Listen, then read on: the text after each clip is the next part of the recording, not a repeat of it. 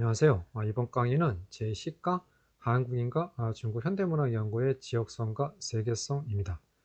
이번 강의에서는 이 경향성이 극대화된 한국인 제재시가 창작의 내면을 들여다보면서 이 한국인과 중국 현대문학연구의 지역성과 세계성에 대해 생각해보는 시간을 갖도록 하겠습니다.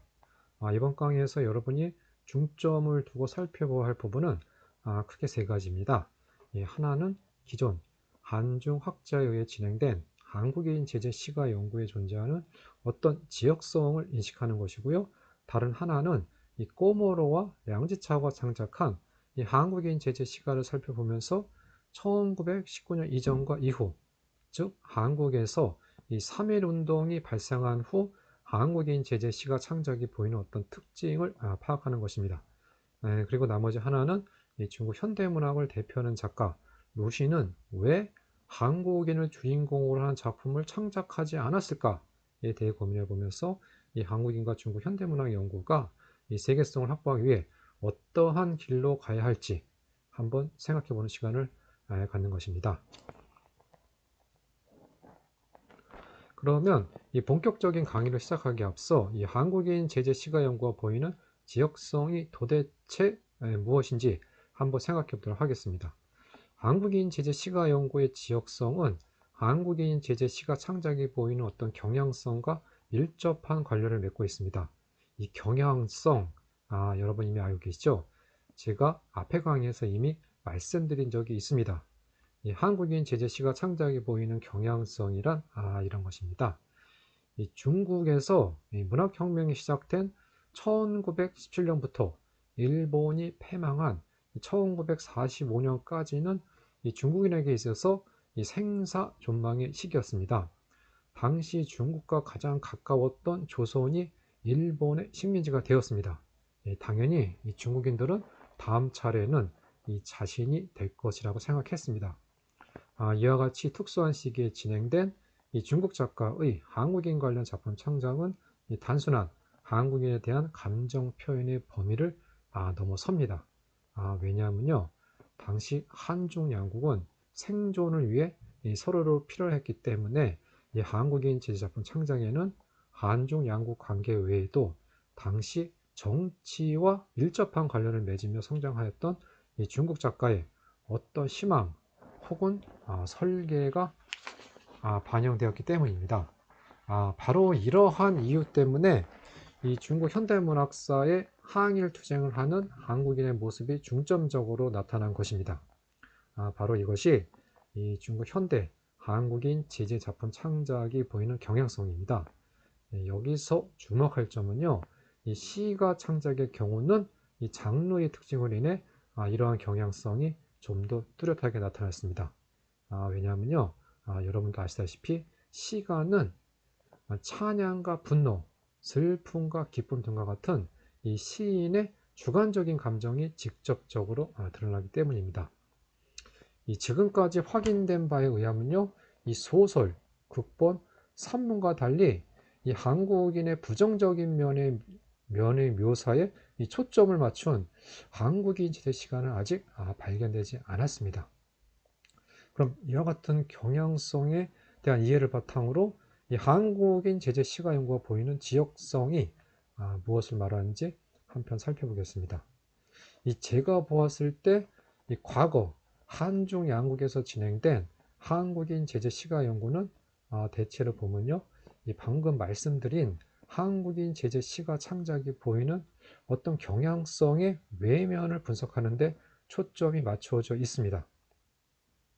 다시 말씀드리면 이러한 경향성이 왜 발생했는지에 대한 고민이 부족했습니다.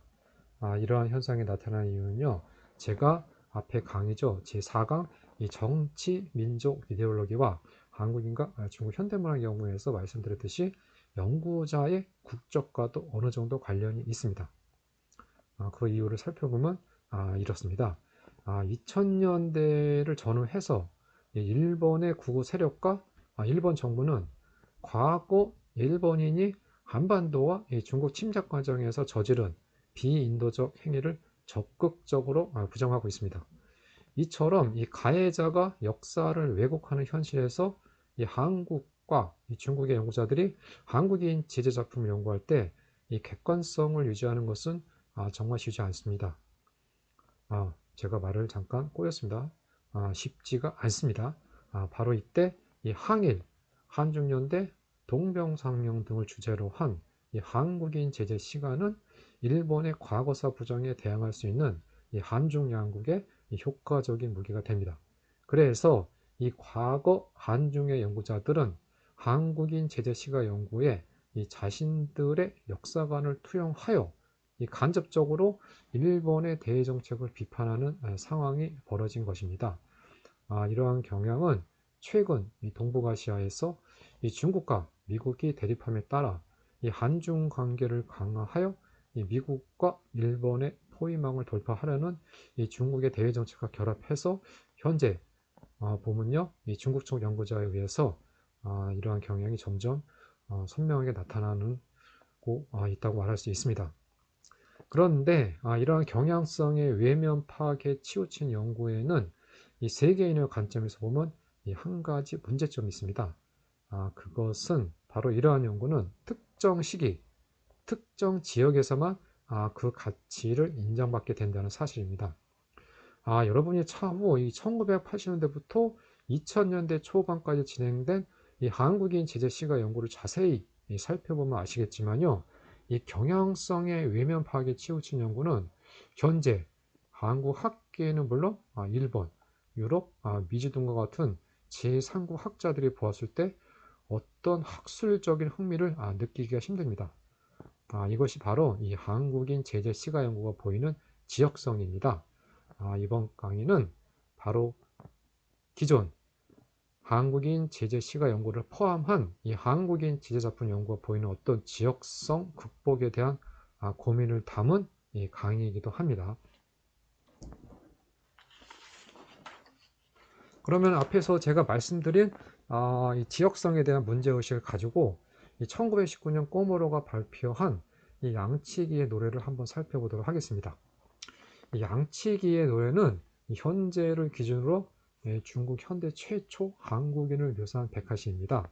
양치기의 노래는 총 4연으로 이루어졌는데 그중 제가 한 2연을 먼저 읽어보도록 하겠습니다. 지금 화면을 보시기 바랍니다. 양의 목에 달린 방울은 목동이 하나하나 손수 달아주었네. 방울 달아준 이는 떠나서 돌아오지 않는데 방울줄 끊어질 듯 방울이 위태하구나. 양의 울음소리 너무나도 고슬퍼. 양은 목동이 그리운데 목동은 알까? 제가 이어서 제4연은 양치기 노래의 마지막 연입니다. 제4연도 한번 읽어보도록 하겠습니다. 양아 양아 너는 슬퍼 말아라.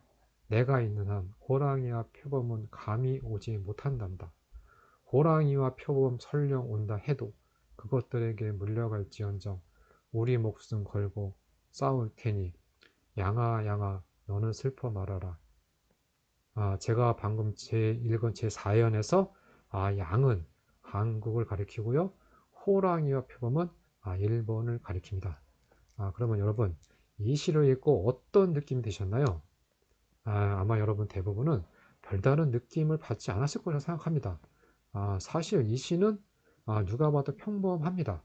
그런데 이 평범한 시를 문화사적 측면에서 살펴보면 몇 가지 의의가 발견됩니다. 이 한국인과 중국 현대문화 연구의 관점에서 볼 때 이 양치기 노래가 가진 문화사적 의의는 크게 두 가지로 정리됩니다. 하나는 이 양치기 노래 창작을 기점으로 이 한국인 제재 백화시 상작이 이 한국인의 일상적인 삶에도 주목하고 또 만국과 관련이 없는 이미지 언어로 한국인의 모습을 묘사하기 시작하였다는 점입니다. 이 양치기의 노래가 발표되기 전 이 중국 문학사에서 이 한국인 제재 시가 대부분은요 고대 문학 양식인 문헌시의 형태로 창작되었습니다. 이들 시가 작품들은 이 한국의 역사 사건과 인물에 과도하게 주목하여 이 한국 멸망을 한탄하는 경우가 많았습니다. 그리고 이 다른 하나는 양치기의 노래를 시작으로 이 한국인 제재 시가에서 일본의 야만성과 폭력 상황에 대한 묘사가 명확하게 드러났다는 점입니다.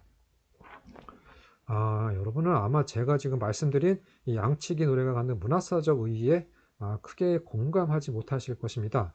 여러분의 이해를 돕기 위해서 이 양치기 노래가 발표되기 10년 전에 창작된 이 량지차오의 추풍단등곡이라는 구체지를 살펴보면서요, 이 양치기 노래가 가진 이 문화사적 의의를 구체적으로 확인해 보도록 하겠습니다. 지금 화면에서 보이는 작품은 량지차오의 추풍단등곡입니다. 이 량지차오는 이 설명이 필요 없는 정말 이 민국 초기를 대표하는 사상가이자 이 정치가이고요. 또한 이 재능 있는 문학가입니다. 특히 량지차오는요, 이 근대화된 서구의 학술과 문화를 수용함으로써 이 폐쇄되었던 이 근대 중국의 새로운 개혁의 기풍을 일으킨 당대 최고의 계몽 지식인으로도 알려져 있습니다. 그런데 이러한 새로운 사상과 문물의 개방적인 태도를 유지했던 량지차오가 1909년이죠. 중국 하얼빈에서 발생한 한국 침략의 원흉 이또 히로부미를 척살한 한국인 안중근을 바라보는 시선에는 아주 묘한 부분이 있습니다. 왜냐하면요, 이 량지차오는 하얼빈 의거를 반영한 시 추풍단등곡에서 안중근을 추모하는 동시에 이 당시 누가 봐도 이 침략자의 하수인이 이또 히로부미 죽음에도 애도하는 모습을 보였기 때문입니다. 이 현재 한국과 중국이 공유하고 있는 이 하얼빈 의거의 역사적 의미를 생각하면 이 추풍단등곡은 정말 이해하기 힘든 작품이라고도 말할 수 있습니다. 자, 먼저 그러면 이 추풍단등곡의 제목을 살펴보겠습니다. 이 추풍단등은 한국어로 풀었으면 이 가을바람에 덩굴이 끊어졌네가 됩니다. 여기서 이 가을바람은 안중근을 가리키고요. 아니죠.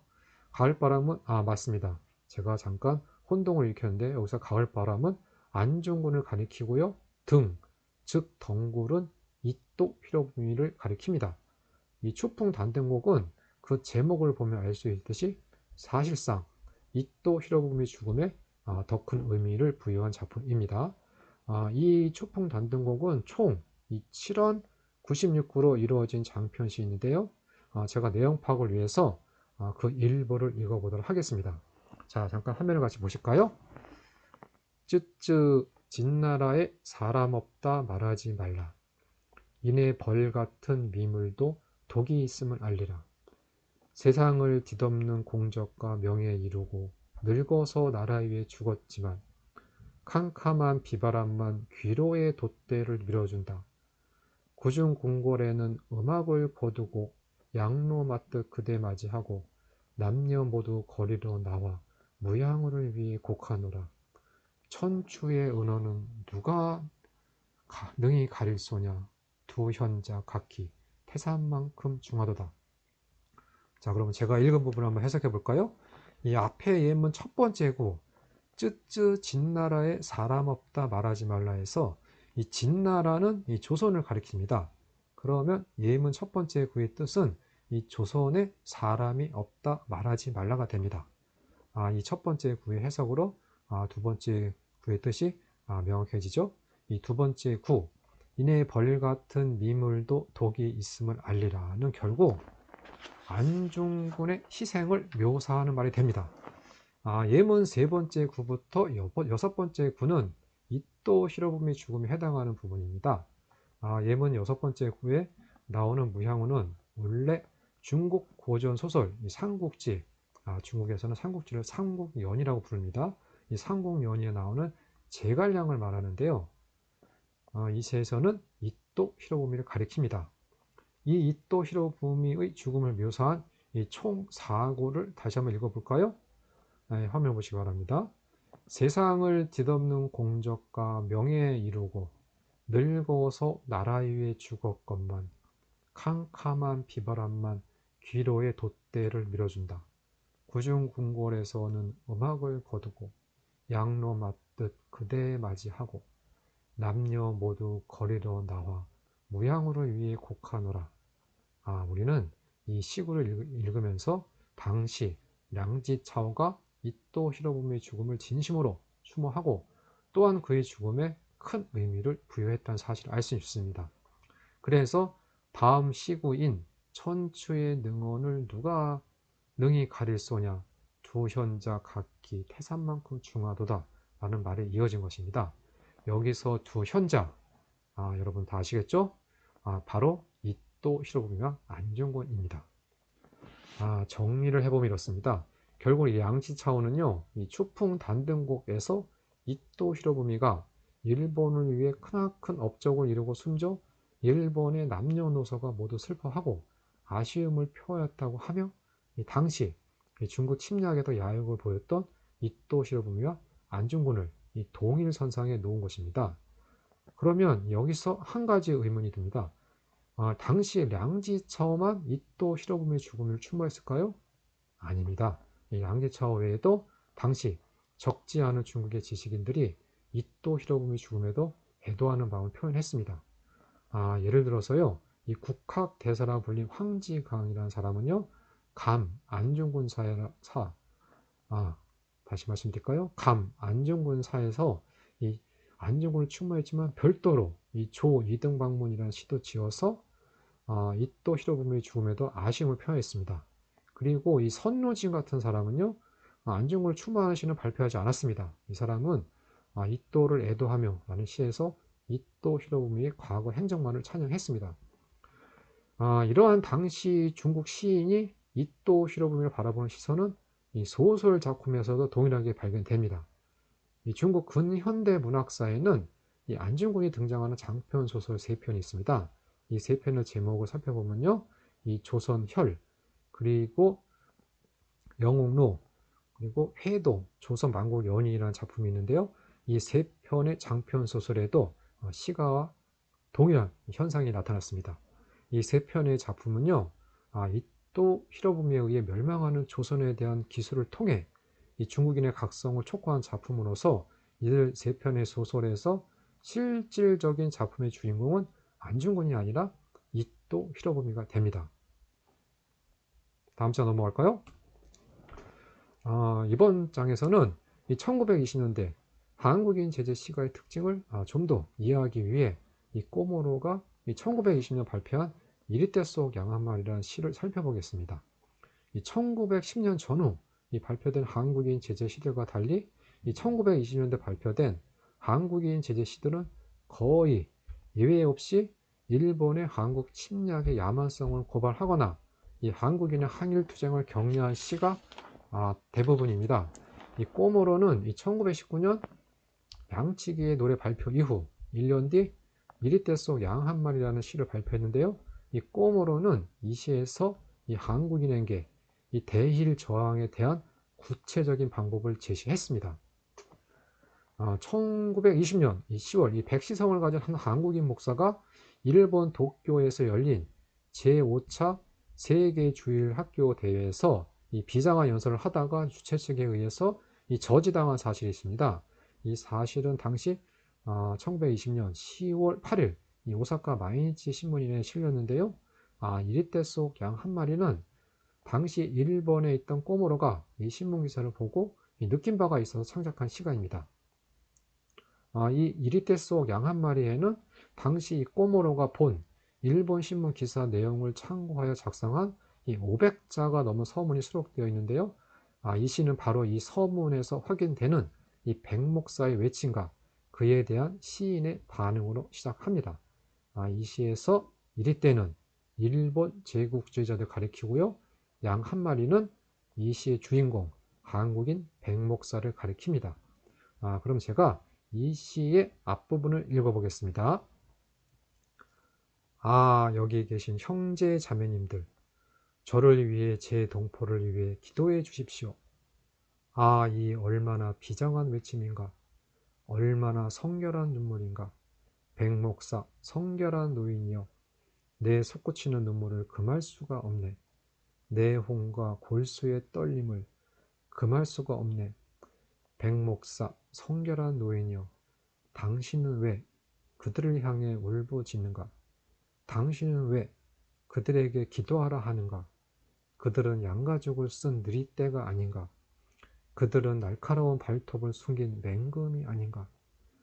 그들은 당신의 목을 잡아 조르지 않았는가? 그들은 당신의 심장과 뇌를 모두 삼켜버리지 않았는가? 이 시의 마지막에서 시인은 어서 당신의 바이블을 버리시게, 어서 라이프를 만드시게 라고 외칩니다. 이 꼬모로가 이 시를 통해 이 한국인과 당시 이 시를 읽는 중국인에게 말하고자 하는 내용은 명확합니다. 이 한국인의 독립운동, 중국인의 입장에서 보면 혁명이 되겠죠. 이 한국인의 독립운동과 이 중국인의 혁명은 보다 이 과감한 행동을 필요로 한다는 것입니다. 자, 이제 한번 정리를 해보겠습니다. 여러분은 앞에서 이 1909년부터 이 1920년 사이 이 중국 문단을 대표한다고 말할 수 있는 당대 최고의 문인이 창작한 한국인 제재시, 양지차오의 추풍단등곡, 그리고 꼬모로의 양치기의 노래와 이리떼 속 양 한 마리를 살펴보았습니다. 여러분, 이 양지차오의 추풍단등곡, 그리고 꼬모로의 양치기의 노래와 이리떼 속 양 한 마리의 대략적인 내용과 주제 모두 기억나시죠? 참고로 말씀드리면 이 양지차오는요 1910년 이 조선애사라는 시도지요. 이 조선의 멸망 과정을 제3자적 입장에서 당연하게 바라본 시를 발표하기도 했습니다. 여러분 이제 한번 생각해 보실까요? 이 양지차오와 이 꼬모로가 남긴 한국인 제재 시의 주제와 내용은 왜 이렇게 큰 차이를 보인다고 생각하십니까? 저는 이 질문에 대한 답을 찾는 과정에 이 한국인과 중국 현대문학 연구가 지역성을 극복하고 세계성을 확보하는 어떤 방법이 있다고 생각합니다. 이 현재 중국 문학사의 관점에서 진행된 이 꼬모로의 양치기의 노래와 이리떼 속 양 한 마리에 대한 평가는 이렇게 정의됩니다. 중국 현대 시인의 인도주의 혹은 국제주의 정신의 표현 이렇게 정의되고요. 여기 한 가지를 덧붙인다면 아마 이 동병상련적 감정의 표현이라는 말이 더 붙을 수 있을 것입니다. 이러한 평가는 물론 틀리지 않았습니다. 문제는 이러한 평가로 이 1910년대와 1920년대 한국인 제재 시가를 포함한 이 한국인 제재 작품 창작에 대한 몇 가지 의문이 가시지 않는다는 사실입니다. 예를 들어 양지차오가 추풍단등곡과 조선 애사를 창작한 근본적인 원인은 무엇인가? 이런 질문이 있을 거고요. 이런 질문이 있을 수 있을 거고요. 죄송합니다. 제가 마지막에 말이 꼬였습니다. 바로 이전 시가와 이 많은 차이를 보이는 1920년대 한국인 제재 시가 창작 전변의 원인은 무엇인가? 그리고 이 한국인의 관심이 적지 않았던 루시는 왜 한국인을 주인공으로 한 작품을 창작하지 않았을까? 등과 같은 이 의문들은요, 중국 현대 시인의 인도주의, 국제주의 정신의 표현, 이런 중국 문학사 관점에서 해석된 평가로는 해석되지가 않습니다. 왜냐하면 이 중국 현대 문학사에서 가장 위대한 작가로 추앙받는 루신이 이 인도주의와 국제주의 정신이 부족해서 한국인을 주인공으로 한 작품을 창작하지 않은 것은 아니기 때문입니다.